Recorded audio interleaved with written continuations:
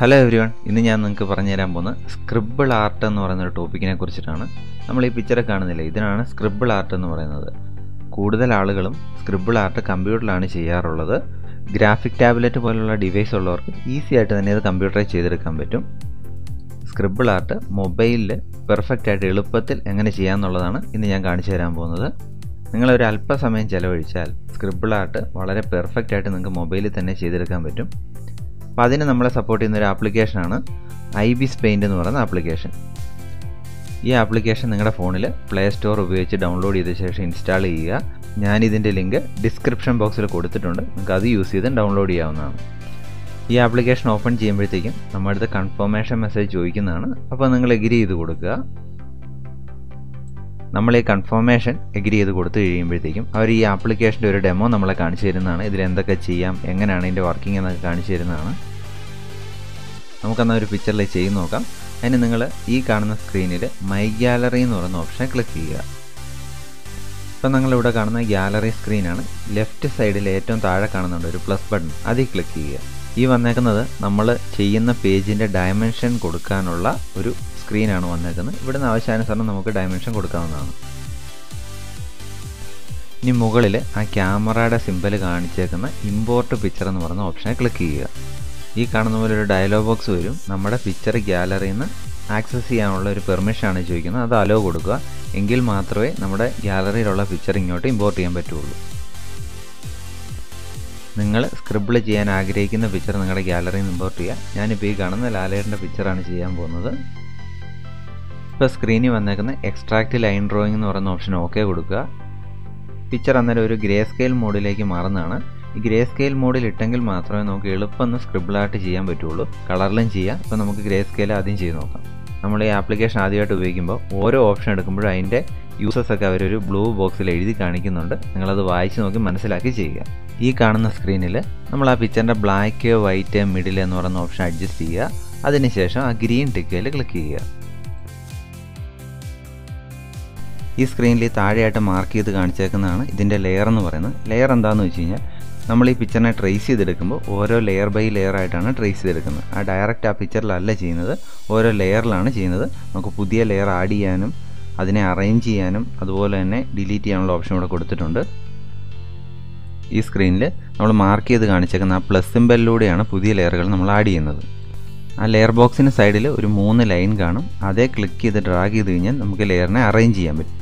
നമ്മൾ ഈ പിക്ചറിനെ ട്രേസ് ചെയ്യുമ്പോൾ സൂം ചെയ്തിട്ടാണ് ട്രേസ് ചെയ്യുന്നത്. അപ്പോൾ നോർമലി നമ്മൾ ഗാലറിയിൽ നിന്ന് പിക്ചർ കാണുന്ന പോലെ തന്നെ സൂം ചെയ്യാനും റൊട്ടേറ്റ് ചെയ്യാനും പറ്റും. ഇനി താഴെ മാർക്ക് ചെയ്ത് കാണുന്ന ബ്രഷ് സിമ്പലെ ക്ലിക്ക് ചെയ്യുക. അതിൽ ക്ലിക്ക് ചെയ്തിട്ടാണ് നമ്മൾ ട്രേസ് ചെയ്യാനുള്ള ബ്രഷ് സെലക്ട് ചെയ്യുന്നത്. അതിൻ്റെ അകത്ത് ബ്രഷിൻ്റെ തിക്നെസ്സും അതിൻ്റെ ഒപ്പാസിറ്റി എല്ലാം കൊടുത്തിട്ടുണ്ട്. അതിൻ്റെ പ്രിവ്യൂ മുകളിൽ ചെറുതായിട്ട് നമുക്ക് വിസിബിൾ ആകുന്നതായിരിക്കും. അപ്പോൾ നമുക്ക് ആവശ്യാനുസരണം അഡ്ജസ്റ്റ് ചെയ്ത് സെലക്ട് ചെയ്യുക. നമ്മൾ ട്രേസ് ചെയ്യാൻ ഉപയോഗിക്കുമ്പോൾ തിക്നെസ് ഒരു 1 ഇടുന്നതായിരിക്കും നല്ലത്. ഒപ്പാസിറ്റി 100 തന്നെ ഇടുക. നമ്മൾ ഈ സ്ക്രിബിൾ ആർട്ട് ചെയ്യുമ്പോൾ ബാക്ക്ഗ്രൗണ്ട് എപ്പോഴും ബ്ലാക്ക് ആയിരിക്കുന്നതാണ് നല്ലത്. നമുക്കന്നേരം ഒരു പുതിയ ലെയർ എടുത്തതിന് ശേഷം അതിലേക്ക് ബ്ലാക്ക് കളർ ഫില്ല് ചെയ്യുക. ലെയർ പാനലിൽ ക്ലിക്ക് ചെയ്യുക. അതിനുശേഷം ആ പ്ലസ് ബട്ടനെ ക്ലിക്ക് ചെയ്ത് പുതിയ ലെയർ ആഡ് ചെയ്യുക. ഞാൻ ആ ലെയറെ ക്ലിക്ക് ചെയ്ത് ഡ്രാഗ് ചെയ്ത് പിക്ചറിനെ താഴേക്ക് അറേഞ്ച് ചെയ്തിരുന്നു. ആ ലെയറിൽ ഒരു ഐയുടെ സിമ്പൽ കൊടുത്തിട്ടുണ്ട്. നമ്മൾ അതിൽ ക്ലിക്ക് ചെയ്ത് ലെയറിൻ്റെ വിസിബിലിറ്റി ഓൺ ചെയ്യാനും ഓഫ് ചെയ്യാനും പറ്റുന്നതാണ്. നെക്സ്റ്റ് ആ ടൂൾ ഓപ്ഷനെ ക്ലിക്ക് ചെയ്യുക. അന്നേരം കുറേ ടൂൾസ് നമുക്ക് കാണാൻ പറ്റുന്നതായിരിക്കും. അവിടുന്ന് പെയിൻറ്റ് ബക്കറ്റ് ടൂൾ സെലക്ട് ചെയ്യുക.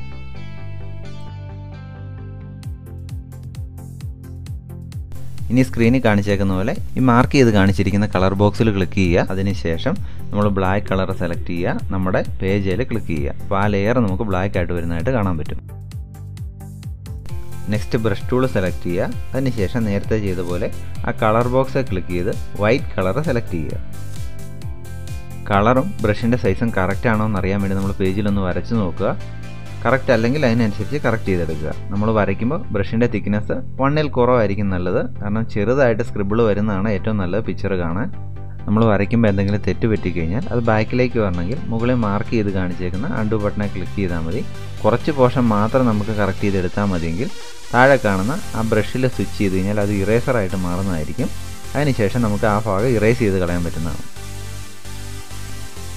അടുത്ത നമ്മൾ ആ ലെയർ ഓപ്ഷനെ ക്ലിക്ക് ചെയ്യുക. നമ്മൾ വരയ്ക്കാൻ പോകുന്നത് പുതിയ ലെയർ ആണെന്ന് കൺഫേം ചെയ്യുക.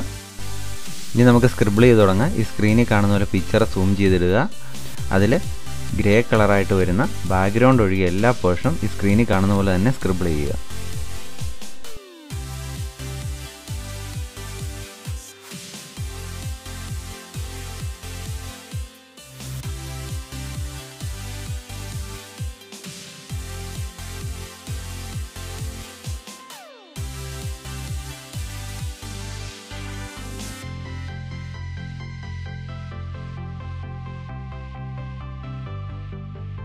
ഇങ്ങനെ എഡ്ജ് പോർഷൻ വരുമ്പോൾ ആ സൂം ചെയ്തിടുക. ആ ഡാർക്കായിട്ടുള്ള ബ്ലാക്ക് ആയിട്ട് വരുന്ന പോർഷൻസ് നമ്മൾ ചെയ്യേണ്ട, അതൊഴികെയുള്ള പോർഷൻ സ്ക്രിബിൾ ചെയ്യുക.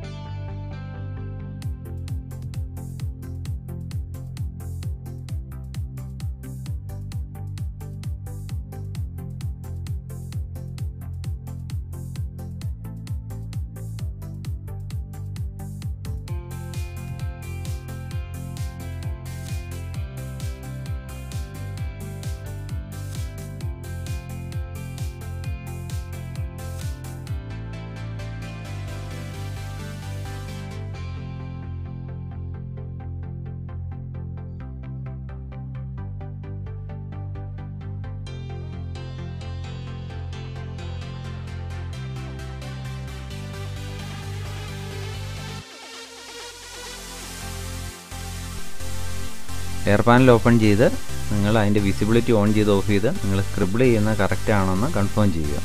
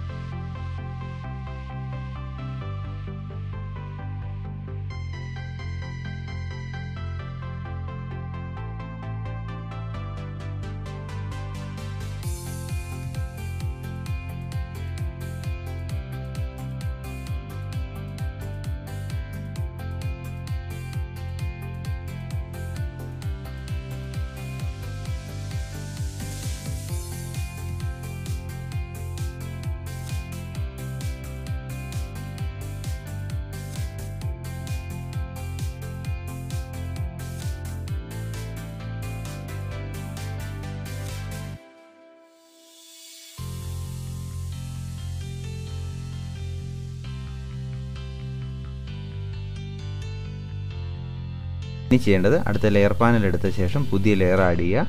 ഈ ലെയറിലേക്ക് പിക്ചറിൽ ഏറ്റവും ബ്രൈറ്റ് ആയിട്ട് വരുന്ന പോർഷൻ സ്ക്രിബിൾ ചെയ്യുക.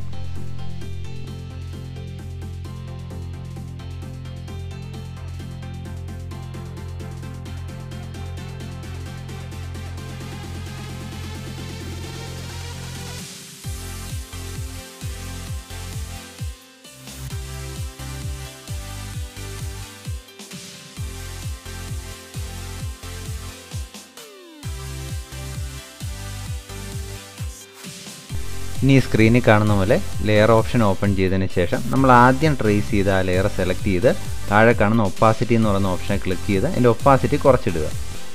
നിങ്ങൾക്കിത് കൂടുതൽ ഡീറ്റെയിൽ ആയിട്ട് ചെയ്യണമെന്നുണ്ടെങ്കിൽ കൂടുതൽ ലെയറുകൾ ആഡ് ചെയ്യുക. പിക്ചറിൻ്റെ ഓരോ പോർഷനിലെയും ലൈറ്റ് ആൻഡ് ഷെയ്ഡ് അഡ്ജസ്റ്റ് ചെയ്തെടുക്കാവുന്നതാണ്.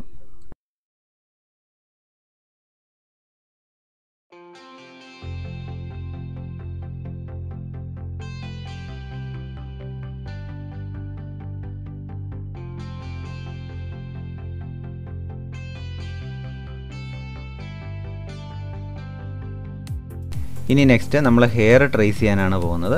അപ്പോൾ ലെയർ ഓപ്ഷൻ വന്നിട്ട് പുതിയ ലെയർ ആഡ് ചെയ്യുക. അതിലേക്ക് ഈ സ്ക്രീനിൽ കാണുന്ന പോലെ ഹെയർ ട്രേസ് ചെയ്തെടുക്കുക. ഹെയർ മുഴുവനായിട്ടും വരയ്ക്കേണ്ട, അപ്പോൾ റൈറ്റർ ആയിട്ടുള്ള പോർഷൻസ് ഈ സ്ക്രീനിൽ കാണുന്ന പോലെ വരച്ചെടുക്കുക.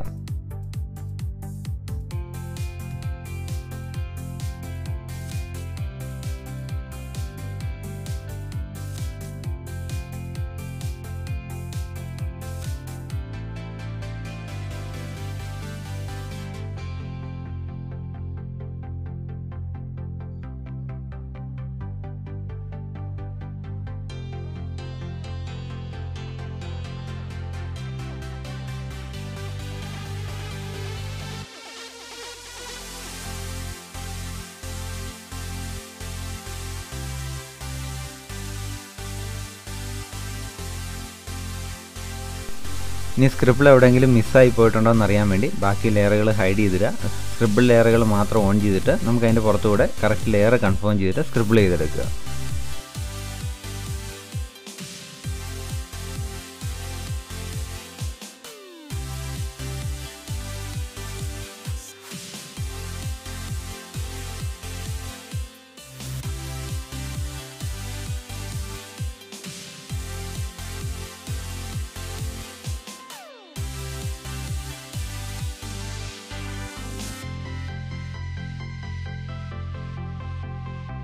നമ്മുടെ സ്ക്രിബിൾ ആർട്ട് ഇപ്പോൾ കംപ്ലീറ്റ് ആയിട്ടുണ്ട്.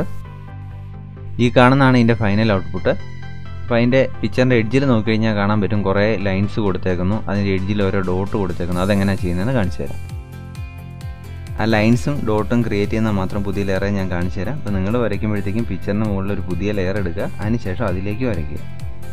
ലൈൻസ് വരച്ച് കഴിഞ്ഞു. ഇനി അടുത്ത നമുക്ക് ബ്രഷിൻ്റെ ടിപ്പ് മാറ്റേണ്ടതായിട്ടുണ്ട്. സ്ക്രീനിൽ കാണുന്ന പോലെ ബ്രഷിൻ്റെ ടിപ്പാണ് നമ്മൾ സെലക്ട് ചെയ്യേണ്ടത്. അവിടുന്ന് ഫെൽറ്റ് പെൻ എന്ന് പറയുന്ന ടിപ്പ് സെലക്ട് ചെയ്യുക. അതിൻ്റെ ബ്രഷിൻ്റെ സൈസ് അഡ്ജസ്റ്റ് ചെയ്യുക. അതിനുശേഷം ഈ സ്ക്രീനിൽ കാണുന്ന പോലെ ഓരോ ലൈനും സൂം ചെയ്ത് അതിൻ്റെ എഡ്ജിൽ ഓരോ പോയിന്റ് ആഡ് ചെയ്യുക.